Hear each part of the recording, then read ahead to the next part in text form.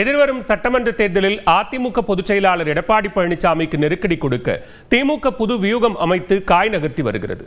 திமுகவின் பிளான் என்ன பார்க்கலாம் இந்த தொகுப்பில்.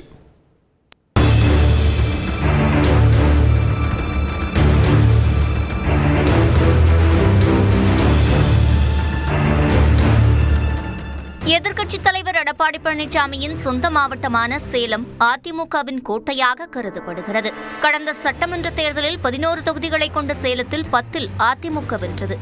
சேலம் வடக்கு தொகுதியில் மட்டும் திமுகவைச் சேர்ந்த பனமரத்துப்பட்டி ராஜேந்திரன் வெற்றி பெற்றார். இந்நிலையில் அதிமுகவின் ஆதிக்கம் கொண்ட சேலத்தை தன்வயப்படுத்துவதற்கு திமுக பல்வேறு வியூகங்களை வகுத்து வருகிறது. அதன் முதலடியாக கடந்த மக்களவைத் தேர்தலில் சேலம் மேற்கு மாவட்ட செயலாளர் டி. எம். செல்வகணபதி போட்டியிட திமுக வாய்ப்பு வழங்கியது. இதனை சரியாக பயன்படுத்திக் கொண்ட செல்வகணபதி மக்களவை உறுப்பினரானார். இதன் நீட்சியாக சேலத்தில் வெற்றி பெற்ற ஒரே திமுக எம்எல்ஏவும் மத்திய மாவட்ட செயலாளருமான பனமரத்துப்பட்டி ராஜேந்திரனுக்கு கடந்த ஆண்டு செப்டம்பர் மாதம் அமைச்சர் பதவி வழங்கப்பட்டது. இதன் மூலம் சேலம் மேற்கு மற்றும் மத்திய மாவட்ட செயலாளர்களுக்கு பதவி கிட்டிய நிலையில் சேலம் மாவட்ட தேர்தல் பொறுப்பாளராக ஏவ வேலு நியமிக்கப்பட்டார். நெடுஞ்சாலைத்துறை மற்றும் பொதுப்பணித்துறைகளை கைவசம் வைத்திருக்கும் மூத்த அமைச்சரான ஏவ வேலு சேலம் மாவட்ட நிர்வாகிகளுடன் தனித்தனியாக ஆலோசனை நடத்தி வருகிறார். அண்மையில் நடைபெற்ற செயற்குழு கூட்டத்தில் பேசிய ஏவ வேலு சேலத்தில் கோஷ்டி பூசல் அறவே ஒழிக்கப்பட வேண்டும் என்று அறிவுறுத்தினார். எனக்கு சீட்டு கொடுக்கலாம், கழகம் வெற்றி பெறாது. இப்படி சொல்லுபவர்கள் கழகத்திலே அவர்கள் தான் புற்றுநோய் என்று நான் சொல்லுகிறேன்.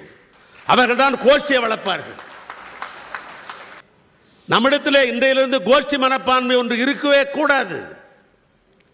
கழகத் தலைவர் யாருக்கு கையை காட்டுகிறாரோ அவருக்கு உதயசூரியனுக்கு வாக்களிப்பதுதான் நம்முடைய நோக்கமாக இலக்காக இருக்க வேண்டும். தொடர்ந்து பேசிய அவர் பெண்ணாகரம் இடைத்தேர்தல் ஃபார்முலாவை பயன்படுத்தி சேலத்தில் உள்ள 11 தொகுதிகளையும் திமுக கைப்பற்றும் என்று சூளுரைத்தார். நான் மாவட்ட கழக செயலாளர் 3 பேரை அழைத்து பெண்ணாகர தேர்தலில் எப்படி நான் தேர்தல் நடத்தினேன், எப்படி நடத்தணும் என்கிற பெண்ணாகரம் ஃபார்முலாவைத்தான் சேலத்திலையும் நான் பயன்படுத்த போகிறேன். அப்படி பயன்படுத்துகிற பொழுது 16 தொகுதி நம் கையில் இருக்கும், 11 தொகுதியும். இதற்கேற்ப சேலத்தில் 2 மாவட்ட செயலாளர்களுக்கு ஏற்கனவே பதவிகள் கிட்டிய நிலையில் கிழக்கு மாவட்ட செயலாளர் எஸ்.ஆர். சிவலிங்கம் மாநிலங்களவை வேட்பாளராக அறிவிக்கப்பட்டார். அதே கூட்டத்தில் பேசிய ஏவ வேலு அதிமுக பொதுச் செயலாளர் எடப்பாடி பழனிசாமி சேலம் மாவட்டத்தைச் சேர்ந்தவர் என்பதால் இம்மாவட்டத்தைச் சேர்ந்த திமுகவினர் தீவிர களப்பணியாற்ற வேண்டியது அவசியம் என அறிவுறுத்தினார். நாம் நினைக்கிறோம் 11 தொகுதி வெற்றி பெற வேண்டும் என்று. எதிர்கட்சியில் அவர் என்ன நினைப்பார்கள்?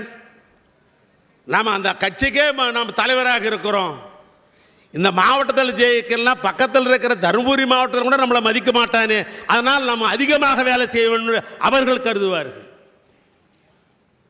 ஆனால் தான் சொல்ற பிற மாவட்டத்தில் இருக்கிற கழக நண்பர்களை விட, கழக உடன்பிறப்புகளை விட இந்த மாவட்டத்தில் இருக்கிற கழக உடன்பிறப்புகளுக்கு வேலை பளுவும் கழகத்தினுடைய பொறுப்பு பளுவும் உழைப்பு பளுவும் இங்கே அதிகமாக தேவைப்படுகிறது.